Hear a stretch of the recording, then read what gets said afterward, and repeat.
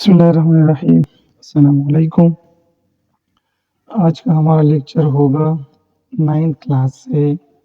जब सबसे पहला चैप्टर है introduction to biology.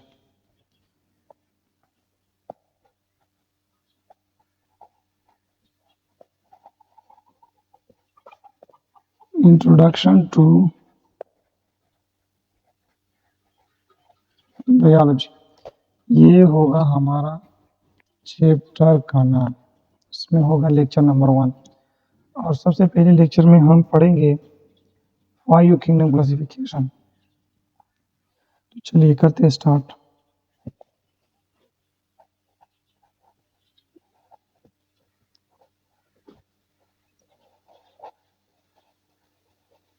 Five kingdoms classification. ये जो तमाम जानदार है उनको 5 गिरोह में तकसीम किया और उनको एक साइंसदान था, उन्होंने नाम दिया किंगडम्स।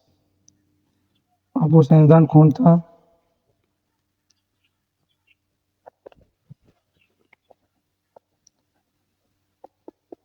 रॉबर्ट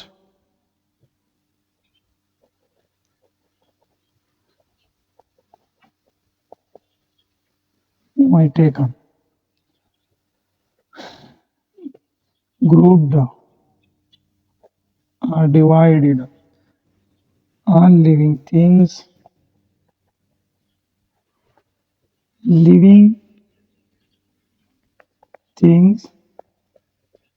into 5 kingdoms और इसको उन्होंने कह दिया 5 kingdom classification. MCQs point of view से अगर देखा जाए तो रॉबर्ट व्हाइटेकर ने कब इन जानदार को 5 ग्रुप में तकसीम किया? 1968 में Robert व्हाइटेकर divided the group into 5 kingdoms. अब वो 5 किंगडम्स क्या है, चलिए वो भी पढ़ते हैं। That is number 1 kingdom prokaryote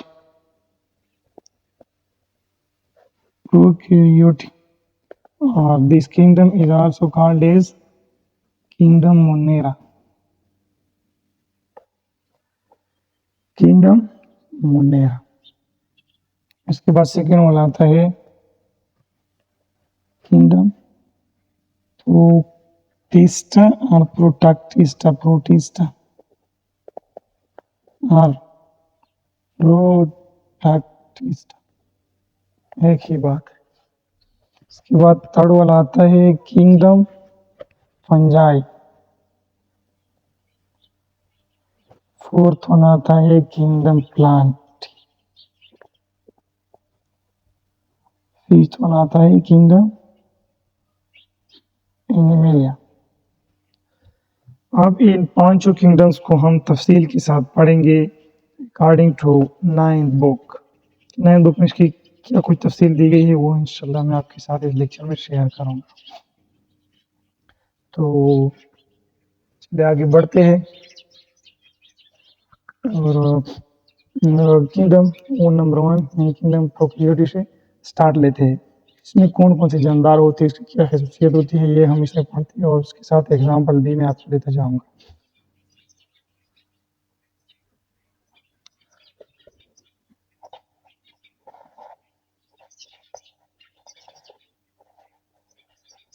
kingdom prokaryote, इसको हम मोनेरा भी कहते हैं, और तो आप अभी तक समझ गए होंगे। अच्छा, अगर आप लिखना चाहते हैं तो साथ साथ लिखते जाइए और वीडियो को स्टॉप करके पॉज करके आप उनसे लिखाई कर सकते हैं। उम्मीद है कि आपको लिखाई साफ देख रही होंगी। अच्छा आगे बढ़ते हैं। किंगडम प्रोकैरियोट में हम पढ़ेंगे कि ये किस तरह जानदार होते इसमें क्या कुछ शामिल होता है, क्या कुछ नहीं होता, उसके एग्जाम्पल क्या होते हैं, वो हम बहुत ही सिंपल और छोटे से डिफिनेशन के साथ पढ़ते हैं। Kingdom prokaryotic, kingdom prokaryotic, UT, organisms of kingdom prokaryotic तो बहुत सूट करेगा इसका। contains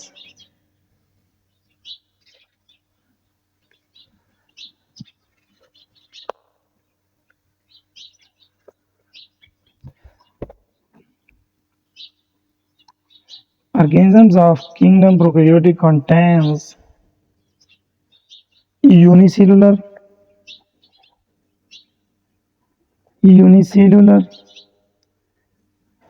and microscopic organisms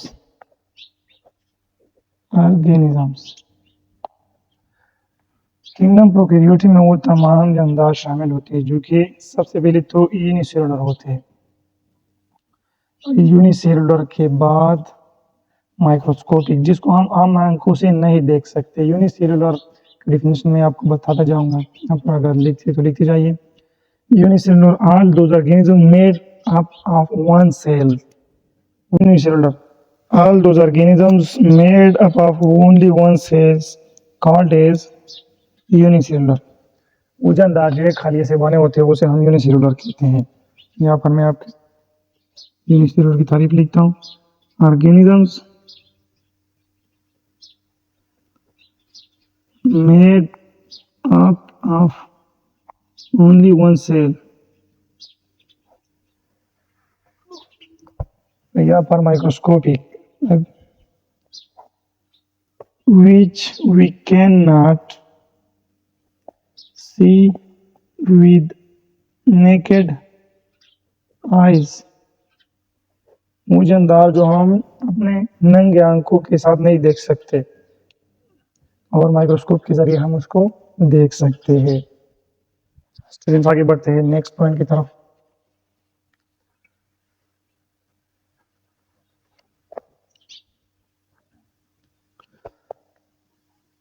इसके बाद इन जानदारों में मेम्ब्रेन बाउंडेड ऑर्गेनेल नहीं होते, lack of membrane bounded organelles, इसमें न्यूक्लियस भी है, इंक्लूडिंग न्यूक्लियस। फॉर एग्जाम्पल ये रहा हमारे साथ न्यूक्लियस। हमने तो पढ़ा है कि हर सेल के ऊपर या पर सबसे प्लांट सेल में पहले सेल वॉल होता है, फिर सेल मेम्ब्रेन होता है। सेल मेम्ब्रेन, मेम्ब्रेन का काम होता है सेल की प्रोटेक्शन करना और इसके ट्रांसपोर्ट करना। लेकिन यहाँ पर ये मेम्ब्रेन जो होता है, they no presence of cell membrane. इसके मिसाल आप यूँ समझिए, अगर आप पानी ले लिया और उसमें एक ड्रॉप ऑयल डाल दीजिए, तो ऑयल के ऊपर आपने तो कोई मेम्ब्रेन बाउंड नहीं किया हुआ है, लेकिन वो पानी के अंदर सॉल्युबल यानी हल भी नहीं होती। क्यों? क्योंकि वो पानी के अंदर इनसॉल्युबल है। सेम टू सेम इसी तरह सेल के अंदर ऑर्गेनेल इस तरह प्रेजेंट होती है और मेम्ब्रेन इसके ऊपर नहीं होता। उम्मीद है समझ आई होगी। इसके बाद पॉइंट है सेल वॉल। मैंने कहा कि सेल मेम्ब्रेन नहीं होता, लेकिन प्रेजेंस ऑफ सेल वॉल होता है। सेल मेम्ब्रेन नहीं होता, लेकिन सेल वॉल होता है। सेल वॉल होता है तो किस चीज से बना होता है? Cell wall is made, cell wall बना होता है made up of murein. Murein एक कंपाउंड है, उससे क्या होता है? बना होता है सेल वॉल। अब ये हुई थोड़ी सी पॉइंट जिसके जरिए आप किंगडम प्रोकैरियोटिक ऑर्गेनिज्म को पहचान सकते हैं। सबसे पहले पॉइंट था यूनिसेलुलर होते हैं, उसके बाद था माइक्रोस्कोपिक होते हैं, उसके बाद उसके मेम्ब्रेन जो होते हैं ना वो नहीं होते। सॉरी यार, यहाँ पर मेन सेल मेम्ब्रेन होता है लेकिन ये सेल मेम्ब्रेन नहीं, इसके अंदर ऑर्गेनेल फॉर एग्जांपल ये न्यूक्लियस है, न्यूक्लियस के ऊपर जो होता है न्यूक्लियर मेम्ब्रेन वो प्रेजेंट नहीं होता, न्यूक्लियर मेम्ब्रेन प्रेजेंट नहीं होता। उसके बाद सेल वॉल किस चीज से बना होता है? सेल वॉल बना होता है मेम्ब्रेन के साथ। अब उसकी कुछ एग्जांपल पढ़ते हैं। एग्जांपल्स, उसके एग्जांपल में आता है bacteria and cyanobacteria. For example, that is bacteria.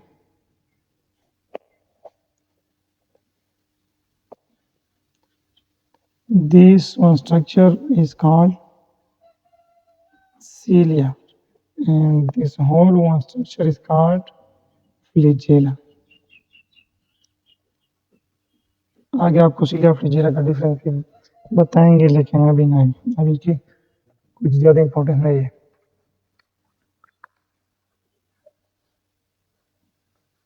अच्छा, अब पढ़ते हैं सेकेंड वन, किंगडम को।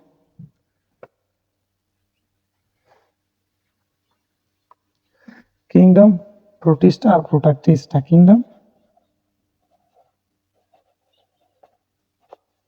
प्रोटिस्टा और प्रोटैक्टिस्टा। इस किंगडम में included eukaryotic organisms. Eukaryotic organisms. अब यूकेरियोटिक और प्रोकैरियोटिक्स में बुनियादी डिफरेंस वो रहा जो मैं बता रहा था कि पहले किंगडम का नाम था प्रोकैरियोटिक, प्रो मतलब पहले कैरियन में न्यूक्लियस। अब इसमें न्यूक्लियस तो होता है लेकिन ट्रू न्यूक्लियस नहीं होता, और इसके साथ साथ cell organelle be membrane bounded नहीं होते, और इस किंगडम के मेंबर जो होते हैं वो भी सिंपल होते हैं लेकिन उसके organelle be cell membrane bounded होते हैं और न्यूक्लियस भी ट्रू न्यूक्लियस होता है। Eu means true, karyon mean nucleus. Again which are usually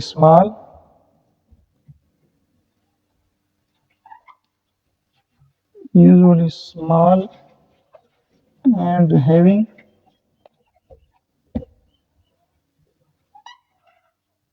differences with the organisms of other eukaryotes. अब अदर यूकेरियोट्स क्या होते हैं? अदर यूकेरियोट इसके बाद kingdom fungi, kingdom fungi, kingdom cnidaria, ये सब भी यूकेरियोट्स में आते हैं। Other eukaryotes kingdoms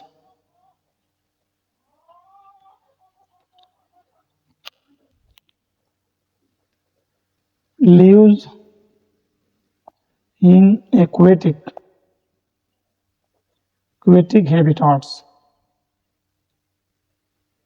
habitats. नजर आ रहा है आपको? यार ये क्या कर दिया मैंने।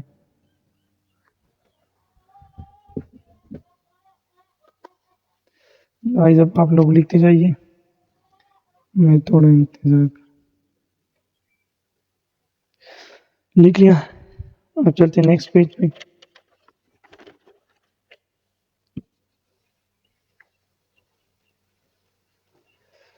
अच्छा, और इसके बाद पॉइंट सिंपल होते हैं, they are very simple. For example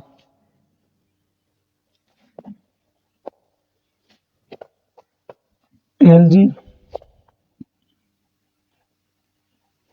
algae, slime, molds,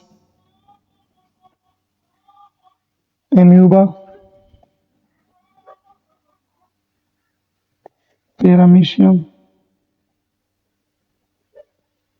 etc. अब ये रही उनके मिसालात। अब हम चलते हैं नेक्स्ट किंगडम की तरफ,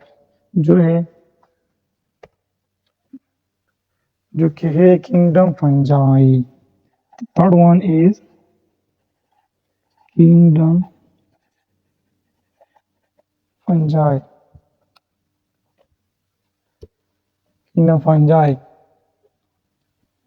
किंगडम फंजाई में सबसे पहले अगर बात करें सेल वॉल की, तो इसकी सेल वॉल बनी होती है मेड फ्रॉम काइटिन, जो कि एक दूसरा ऑर्गेनिक कंपाउंड या मॉलिक्यूल है। इसके बाद दूसरी पॉइंट की बात करें होते हैं मल्टी सेलुलर। मल्टी सेलुलर का मतलब होता है ऑर्गेनिजम्स वजनदार जो बने होते हैं made up of more than one cell. ये रहा इनका एक शॉर्टकट डेफिनेशन। वजनदार जो एक से ज्यादा हालिया से बना होता है उसे हम मल्टी सेलुलर कहते हैं।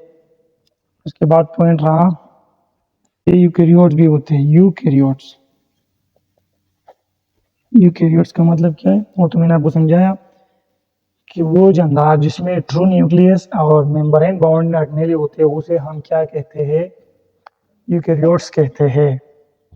अब उसके बाद पॉइंट है हैविंग नो क्लोरोप्लास्ट। इसमें क्या होता है, क्लोरोप्लास्ट नहीं होता। क्लोरोप्लास्ट आगे चलकर आपको पता चल जाएगा। Having no chloroplast having no chloroplast, no photosynthesis।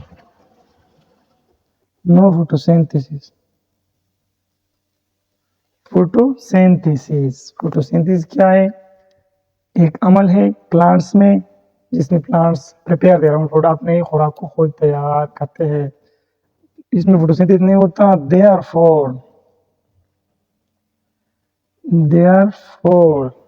इसलिए they cannot prepare their own food। cannot prepare their own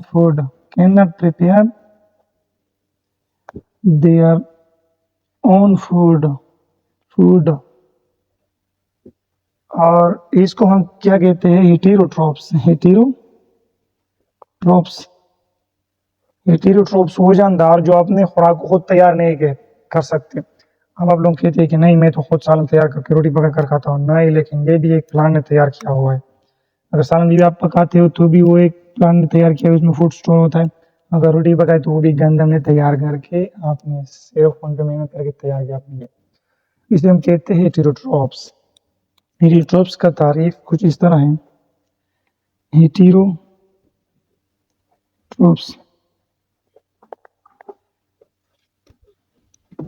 those who feed upon others, जो दूसरों से खुराक लेते हैं उसे हम क्या कहते हैं, heterotrophs. Food stored in the form of glycogen inside the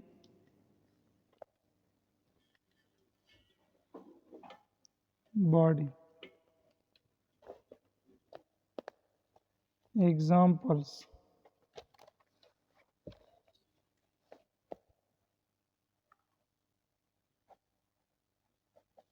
that is mushrooms,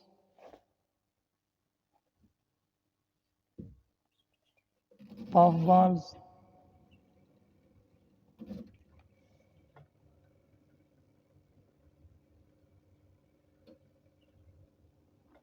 and yeast,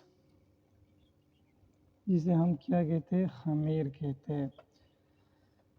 guys next two kingdoms हम नेक्स्ट वीडियो में पढ़ लेंगे, क्योंकि ये मेरी पहली वीडियो थी और मैंने थोड़ा बहुत मेहनत किया, लेकिन घर में शोर शराबा एक दो तीन आके तो उनको डिस्टर्ब कर लेते, तो फिर वो सारा कुछ जो रिदम होता है वो आपसे मतलब आप समझ रहे होंगे।